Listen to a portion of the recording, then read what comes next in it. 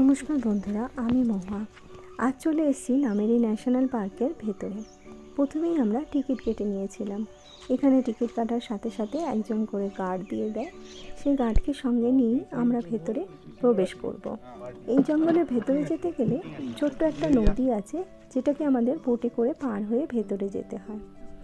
জঙ্গলের ভেতরে শুধু পাখির আওয়াজ আর পাখি আর প্রাকৃতিক সৌন্দর্য দেখতে দেখতে আমরা 6 কিলোমিটার রাস্তা ট্রেকিং করে পার করে দিলাম।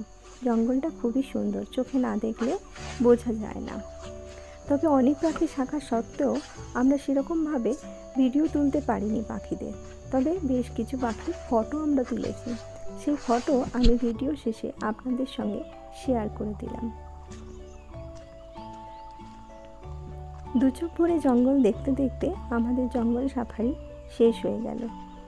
বন্ধুরা, আপনারা আমার সঙ্গে থাকবেন আর আমার কথা চ্যানেলটিকে সাবস্ক্রাইব করার অনুরোধ রইল।